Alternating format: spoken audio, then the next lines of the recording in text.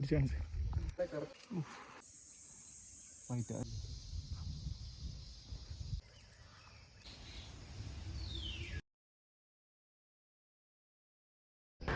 To en route to explore. നമ്മളിന്ന് explore ചെയ്യാൻ പോകുന്നത് നമ്മുടെ പെരിയാർ ടൈഗർ റിസർവിലെ തൊണ്ടിയാർ ബോർഡർ ഹൈക്കിങ്ങിൻ്റെ 3ാമത്തെ പാർട്ടാണ്.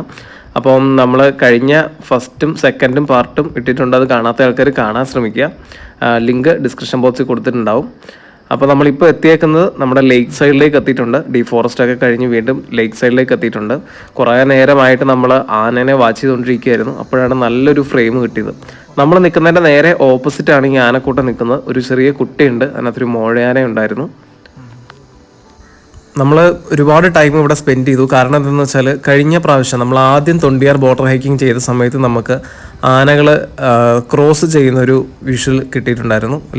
ലേക്ക് ക്രോസ് ചെയ്യുന്നതൊക്കെ അങ്ങനെ കിട്ടുന്നത് റയറാണ്. പക്ഷേ ഏതായാലും നമ്മുടെ പ്രതീക്ഷകളൊന്നും തെറ്റിയില്ല. ആനകളൊക്കെ പതിയെ വെള്ളത്തിലേക്ക് ഇറങ്ങുന്നുണ്ടായിരുന്നു. നല്ല വരിവരിയായിട്ട് ലൈനായിട്ട് നിന്നാണത് വെള്ളം കുടിക്കുന്നത്. കുട്ടിയാനേനെ സൈഡിൽ നിർത്തിയിട്ടുണ്ട്. അപ്പം നമ്മൾ നേരെ ഓപ്പോസിറ്റ് സൈഡിൽ നിന്നുകൊണ്ടാണ് ഈ വിഷ്വൽസൊക്കെ ഷൂട്ട് ചെയ്യുന്നത്. കുറേ നേരം നമ്മൾ ഇത് വെള്ളം കുടിക്കുന്നത് കണ്ടു. കുറേ കഴിഞ്ഞപ്പോഴത്തേനും നമുക്ക് മനസ്സിലായി ക്രോസ് ചെയ്യാനുള്ളൊരു സാധ്യത ഇല്ല എന്ന് നമുക്ക് മനസ്സിലായി. വെള്ളം കുടിച്ചുകൊണ്ട് തന്നെ അത് അവിടെ തന്നെ നിൽക്കുകയാണ് ചെയ്തത്. എന്തായാലും നമുക്കും അത്യാവശ്യം നല്ല രീതിയിൽ വിശക്കുന്നുള്ള ഒരു ടൈം ആയതുകൊണ്ട് തന്നെ നമുക്കൊന്ന് അവിടെ ഇരുന്ന് കഴിക്കാം എന്നുള്ള ഒരു പ്ലാനിലേക്ക് നമ്മളും പോയി.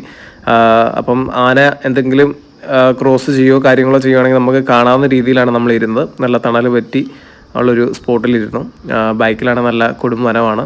ഓപ്പോസിറ്റ് സൈഡിലും ഒരുപാട് പക്ഷികളും കാര്യങ്ങളൊക്കെ നല്ല രീതിയിൽ ആക്റ്റീവായിട്ടുള്ളൊരു ഏരിയ ആണ്. അതുപോലെ തന്നെ മറ്റു മൃഗങ്ങൾ എന്തെങ്കിലും വന്നാലും നമുക്ക് കാണാൻ സാധിക്കും. അപ്പം അങ്ങനെയുള്ള ഒരു സ്പോട്ടിലിരുന്നാണ് നമ്മൾ ഭക്ഷണം കഴിക്കുന്നത്. എന്തായാലും നമ്മുടെ പെരിയാർ ലേക്ക് പോയി കൈയൊക്കെ കഴുകി വന്നു. എന്നിട്ട് പതിയെ ഫുഡൊക്കെ കഴിക്കാനുള്ള പ്ലാനിലേക്ക് നീങ്ങുകയാണ് ചെയ്തത്. ലൈഫിൽ ഇത്രയും നല്ലൊരു സ്പോട്ട് ഇരുന്ന് നമ്മൾ ലഞ്ച് കഴിച്ചിട്ടില്ല. നമ്മൾ സാധാരണയാണെങ്കിൽ നമ്മൾ ഈ ഹൈക്ക് ചെയ്ത് വരുമ്പോൾ ഇവിടെ ഫോറസ്റ്റ് ക്വാർട്ടേഴ്സ് ഉണ്ട്. അവിടെ ഇരുന്നാണ് സാധാരണ ഭക്ഷണമൊക്കെ കൊടുക്കുന്നതെന്നാണ് ഇവർ പറഞ്ഞത്. പക്ഷേ നമ്മൾ ഓപ്പൺ എയറിൽ ആനേനെയൊക്കെ കണ്ടുകൊണ്ട് ഇത്രയും നല്ലൊരു ഫ്രെയിമിലിരുന്നാണ് നമ്മൾ ഭക്ഷണം കഴിക്കുന്നത്. എന്തായാലും ആന വല്ലതും ക്രോസ് ചെയ്ത് വരുവാണെങ്കിൽ നമുക്ക് ആ വിഷ്വൽ നഷ്ടപ്പെടുത്തുമില്ല. നമുക്കത് വീണ്ടും കാണുകയും ചെയ്യാം, നല്ല രീതിയിൽ കാണുകയും ചെയ്യാം. ഏതായാലും ആന വെള്ളമൊക്കെ കുടിച്ചിട്ട് പതിയെ കരയിലോട്ട് കയറുന്നതാണ് നമ്മൾ കണ്ടത്. നമ്മളും പതിയെ ഭക്ഷണമൊക്കെ എടുത്തു. ഒരു റൈസും ഒരു കറി ഉണ്ടായിരുന്നു. നമ്മുടെ ഈ പ്രോഗ്രാമിന് ഒത്തിരി ഹെവി ഫുഡൊന്നും കൊടുക്കും തോന്നില്ല. കാരണം ഒരുപാട് ദൂരം നടക്കേണ്ടത് കൊണ്ടായിരിക്കും. എന്തായാലും നമുക്ക് കിട്ടിയ ഭക്ഷണം നല്ല ആസ്വദിച്ച് കഴിച്ചു. ഒന്നാമതേ നമ്മൾ നല്ല നടന്ന് ടയേർഡായിട്ടുണ്ടായിരുന്നു. അപ്പോൾ കിട്ടുന്ന ഏത് ഭക്ഷണമാണെങ്കിലും അതിന് നല്ല ടേസ്റ്റ് ഉണ്ടാവും. ഒരു സൈഡിൽ ആന, മറ്റേ സൈഡിൽ നമ്മളിരുന്ന് ഭക്ഷണം കഴിക്കുകയാണ്. പുറകെ കൂടെ എന്തൊക്കെയോ ജീവികളൊക്കെ ഓടുന്നുണ്ട്, എന്താണെന്നറിയില്ല. സാമ്പാടിയറൊക്കെയാന്ന് തോന്നുന്നു. ചെറിയ കാടൊക്കെ അനങ്ങുന്ന സൗണ്ട് കേൾക്കാം. എത്ര വർഷമായി ഇവിടെ?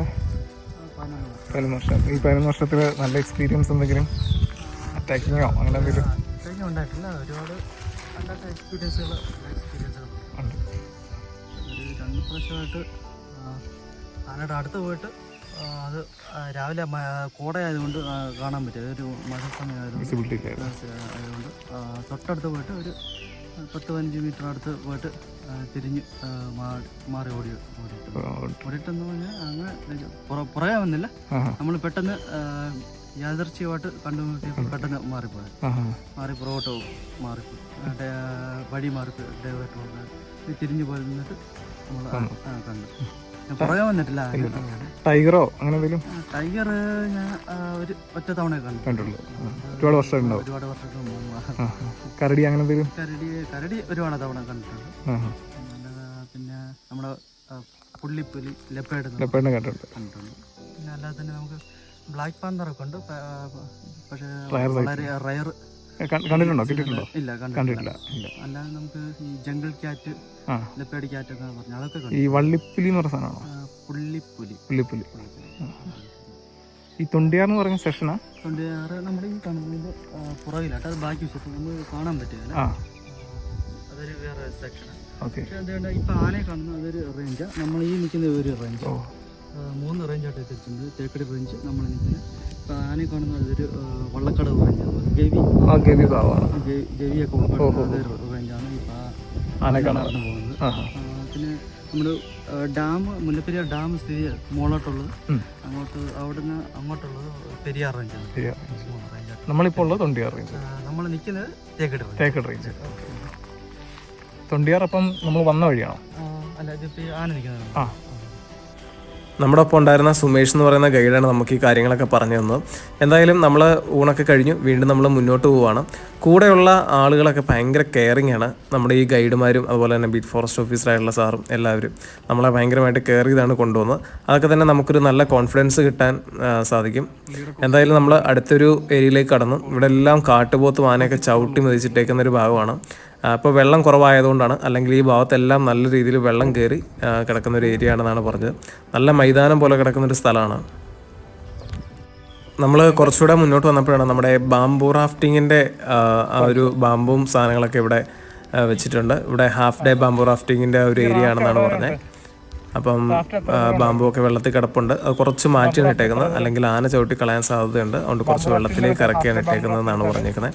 നമുക്കത് നല്ല രീതിയിൽ കാണാൻ സാധിക്കും. എന്തായാലും നമ്മൾ ഇപ്പം ഫോറസ്റ്റ് ക്വാർട്ടേഴ്സിൻ്റെ ആ ഒരു ഏരിയയിലോട്ട് നമ്മളിപ്പോൾ എത്തിയിട്ടുണ്ട്. ശരിക്കും നമുക്ക് ഇവിടെ ഇരുന്നായിരുന്നു ഭക്ഷണം കഴിക്കേണ്ടത്, പക്ഷെ നമ്മൾ ആനെ കാണേണ്ടത് കൊണ്ട് നമ്മൾ അവിടെ ഇരുന്ന് തന്നെ കഴിച്ചു. എന്തായാലും നമ്മൾ ഇവിടെ ഒരുപാട് നേരം കയറിയൊന്നുമില്ല, ജസ്റ്റ് നമ്മൾ ഇവിടെ ഒന്ന് കണ്ടിട്ട് വീണ്ടും പോയിട്ടുണ്ട്. അപ്പോഴാണ് നമ്മൾ വൈൽഡ് ലൈഫിൻ്റെ ഒരു വണ്ടി കണ്ടത്, ഒരു സ്കോർപിയോ ഗെറ്റവേ ആണ്. അപ്പം എന്തെങ്കിലും തരത്തിലുള്ള ആവശ്യങ്ങൾക്കൊക്കെ ആയിട്ട് ഇവിടെ വരെ വണ്ടി വരുന്നതാണ്. പണ്ടത്തെ രാജപാതയോ മറ്റോ ആണെന്നാണ് പറഞ്ഞത്. പണ്ട് കാലത്ത് ഡാം ഉണ്ടാക്കാൻ വേണ്ടി ഈ വഴിയിലൂടെയാണ് സാധനങ്ങളൊക്കെ കൊണ്ടുവന്നിട്ടുള്ളതെന്നൊക്കെയാണ് ഇവർ പറഞ്ഞു തന്നത്. എന്തായാലും മറ്റൊരു ഏരിയയിലേക്ക് നമ്മൾ വീണ്ടും കടന്നു. ഒരു ഡീപ്പ് ഫോറസ്റ്റിൻ്റെ അകത്തേക്ക് നമ്മൾ കടന്നിട്ടുണ്ട്. ഇപ്പോൾ പോയ വഴിക്ക് വലിയൊരു ആഞ്ഞിലി പിടന്ന് കിടക്കുന്ന കണ്ടു. റൂട്ടില്ല, കാറ്റ് പിടിച്ചിങ്ങനെ പിടന്ന് കിടക്കുന്ന ഒരുപാട് മരങ്ങൾ കാണാൻ സാധിക്കും. നല്ലൊരു കാഴ്ചയാണ് നമുക്ക് ഈ വനത്തിൽ കയറി കഴിഞ്ഞാൽ കിട്ടുന്നത്. ഒരുപാട് അറിവുകൾ നമുക്ക് ഈ കാടിനകത്ത് നമുക്ക് കിട്ടാൻ സാധിക്കും.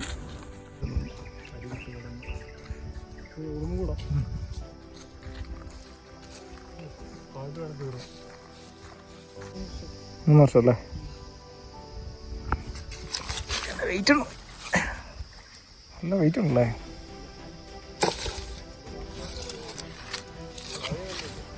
വാച്ച് ടവർ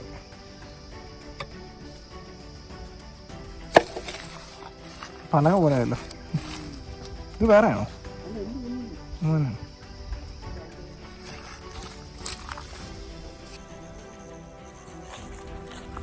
പെരിയാർ കാട്ടിൽ കയറിയാൽ നമ്മൾ എപ്പോഴാണെങ്കിലും ഇതുപോലുള്ള തലയോട്ടുകൾ ഇഷ്ടം പോലെ കാണും. പുലി പിടിച്ചതും കടുവ പിടിച്ചതും അതുപോലെ വൈൽഡ് ഡോഗ് പിടിച്ചതൊക്കെ.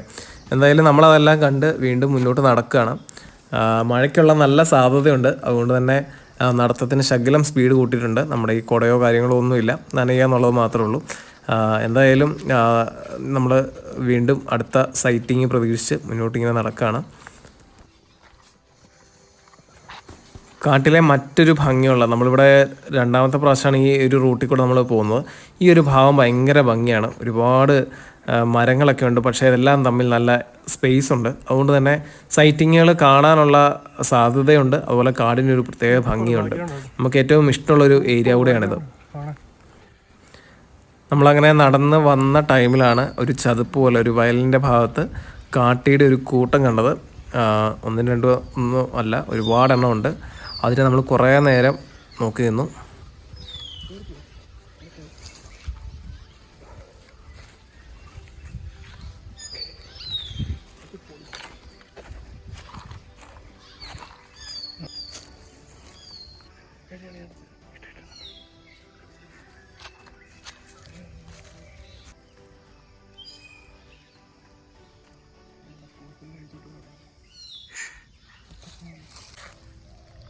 എന്താ പൊന്നടാ പൈസ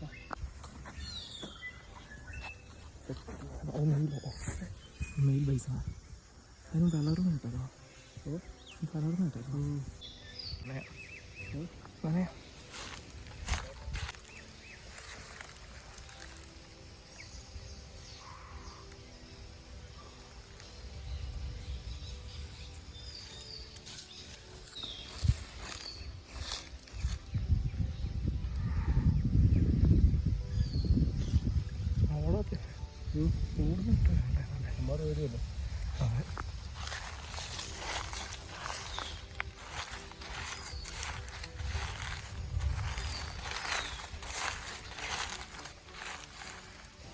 ജിത്തു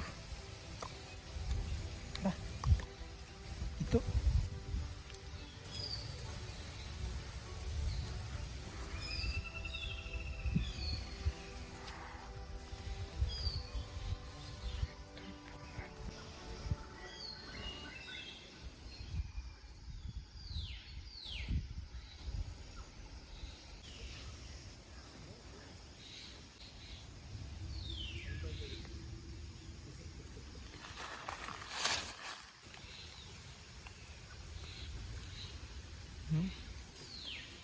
നമ്മൾ പെരിയാർ പലതവണ വന്നിട്ടുണ്ടെങ്കിലും ഇത്രയും എണ്ണത്തെ കാട്ടുകളിൽ ഇത്രയും എണ്ണത്തെ ഒരുമിച്ച് കാണുന്നത് ആദ്യമായിട്ടാണ്.